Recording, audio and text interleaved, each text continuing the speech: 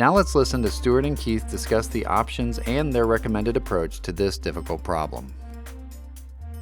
Keith, why don't you remind us about what we're talking about here? So this is a no contest clause factual scenario. So you have a situation where all three kids were going to share equally in the estate, and that's kind of a natural disposition for most people. And then along comes one son, Richard, and he moves in to mom's house because he's hit hard times, and he kind of starts using mom's money, and he starts doing things that he probably shouldn't be doing. And his sister Lisa brings it to his attention, and he gets very defensive, and he gets angry, and he tries to shut Lisa out, and he goes so far as to actually create a trust amendment that gives Richard a majority of the estate. But for some reason, he actually is at least savvy enough to know that he needs to give Lisa and Robert a little something because the trust has a no contest clause.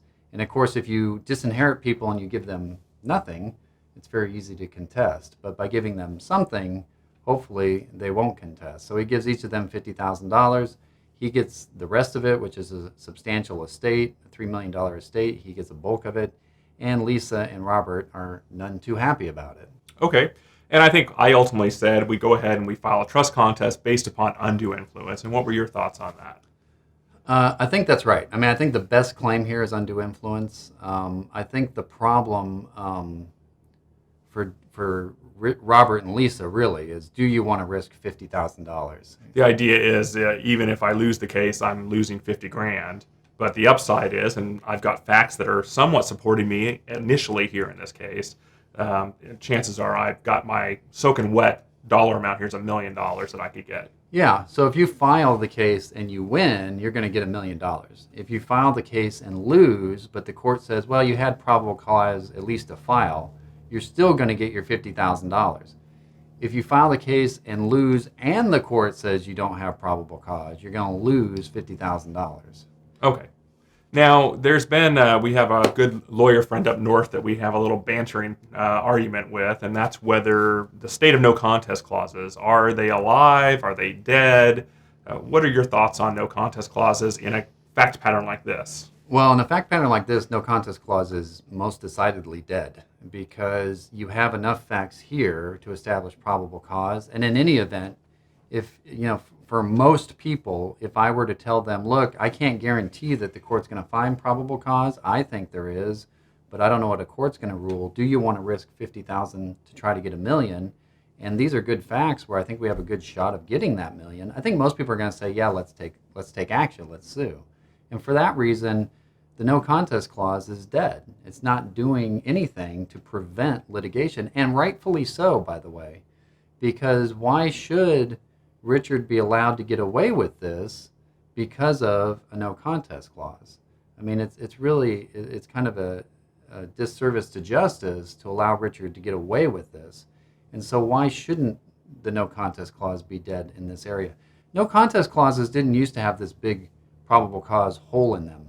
A few years back, no contest clauses were a little stronger, but with the current legislation, the no contest clauses have been severely cut back to the point where I think they're largely meaningless in most cases. Not all cases, but most cases, they're just dead. Well, let me change the facts up just a little bit. Let's say that Richard and Lisa have a very bad relationship with mom, Nancy, during the last 20 years. And during that 20 years, they leave voicemails for her telling her that she's scum and she's the worst mom ever and they hate her, they can't stand her.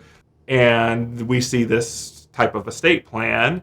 Would you tell those particular beneficiaries that there's a chance that probable cause may not help them down the road? Well, yeah, I would tell them that because I think they have a right to at least know what the risks are. And I think I can't guarantee anything, so I have to tell them that that's always a risk.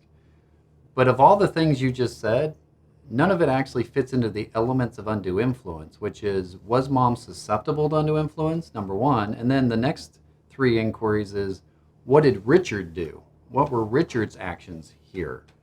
And so I can't say whether Nancy would disinherit Lisa because she was a terrible daughter or not. People leave money to terrible kids. People disinherit good kids. I mean, there's perfectly good children that people disinherit for crazy reasons. So the fact that Lisa said terrible things to her mother it doesn't fit into the elements of undue influence, which is, was Nancy susceptible to undue influence? And what were Richard's actions? What did he do to supplement or supplant Nancy's intent for his own? Unfortunately, I think you have to be a little careful with those other facts you're talking about, because a judge later on down the line could use that as an excuse to say the no contest clause should apply, when, in my opinion, it shouldn't, because it's not relevant to whether Lisa had probable cause to take action against Richard's actions. One last question. Same fact scenario. The only change is Richard and Lisa are both getting $300,000 each. How would you advise them to move forward? And that's a different scenario. So now let's say that Robert and Lisa are getting $300,000 each as specific gifts rather than 50. Are you willing to risk losing $300,000 to get $1 million? And so that's an individual question. I mean, if Lisa, for example, has a lot of her own money, and $300,000, while it's a significant amount, the principal's more valuable to her, and she wants to try and win the $1 million, then I think you would take that risk.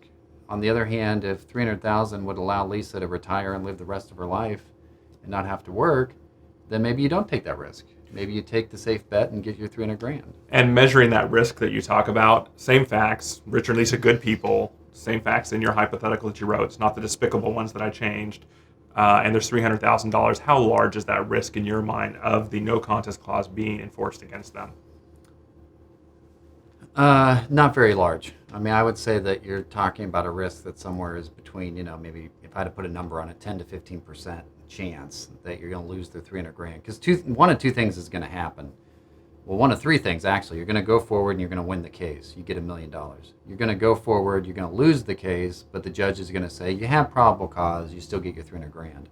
Or the most likely scenario, you're going to go forward, you're going to litigate the case, you're going to do a settlement mediation before trial, and you're going to get some amount of money that's more than $300,000 but less than $1 million.